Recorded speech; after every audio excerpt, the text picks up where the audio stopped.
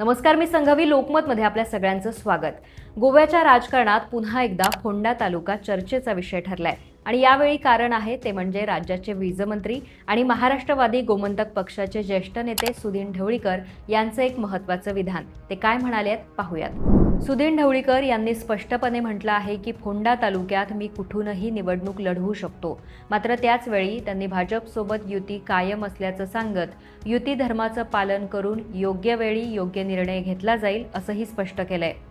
सुदीन ढवळीकरांचं हे विधान अशा वेळी समोर आलंय जेव्हा आगामी विधानसभा निवडणुकांच्या पार्श्वभूमीवर फोंडा तालुक्यातल्या राजकीय समीकरणांवर चर्चा सुरू झाली आहे. फोंडा तालुका हा पारंपरिकपणे महाराष्ट्रवादी गोमंतक पक्षाचा बालेकिल्ला मानला जातो. त्यामुळे या भागात पक्षाचं अस्तित्व अधिक मजबूत करण्यासाठी मगोपनं हालचाली सुरू केल्या आहेत. काही दिवसांपूर्वीच फोंड्यात पक्षाचं नवीन कार्यालय सुरू करण्याची घोषणा सुदीन ढवळीकर यांनी केली होती. याच पत्रकार परिषदेत सुदीन ढवळीकर यांना त्यांचे पुत्र मिथिल ढवळीकर यांच्या राजकीय भवितव्याबद्दल प्रश्न विचारण्यात आला.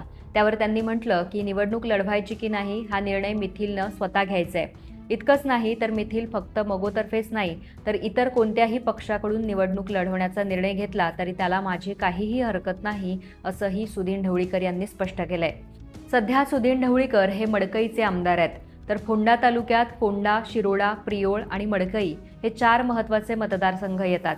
त्यामुळे या 4ही मतदारसंघामध्ये मगोप आणि भाजप यांच्यात जागा वाटप कसं होणार याबाबत उत्सुकता वाढली आहे. सुदीन ढवळीकर यांच्या या विधानामुळे एक गोष्ट स्पष्ट झाली आहे ती म्हणजे आगामी विधानसभा निवडणुकीच्या पार्श्वभूमीवर फोंडा तालुक्यातल्या राजकीय घडामोडींना वेग आल्याचं समजतंय.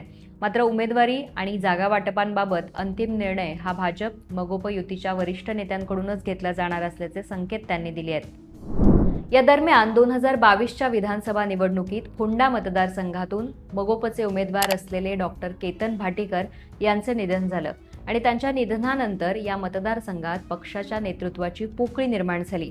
त्यामुळं आगामी निवडणुकीत मगोपची रणनीती काय असणार याकडे सगळ्यांचं लक्ष लागलंय. त्यांच्या मते मडकई मतदारसंघात सध्या सुमारे 75% काम मिथिल ढवळीकरच पाहत आहेत. त्यामुळं त्यांनी केलेल्या कामाच्या गुणवत्तेच्या आधारावर त्यांना कोणत्याही पक्षाकडून उमेदवारी मिळू शकते. त्यामुळं कामाच्या मेरिटवरच त्याला तिकीट मिळेल हे निश्चित आहे असं सुदीन ढवळीकर यांनी म्हटलंय. जरी त्यांनी असं म्हटलं असलं तरीही इतर पक्षात जाऊन निवडणूक मिथिल ढवळीकर लढवणार का हे पाहणं महत्त्वाचं ठरणार आहे. आता फोंडा तालुक्यात मगोपची पुढची रणनीती काय असणार आहे आणि सुदीन ढवळीकर स्वतः कोणत्या मतदारसंघातून निवडणूक लढणार हे सुद्धा पाहणं महत्त्वाचं आहे.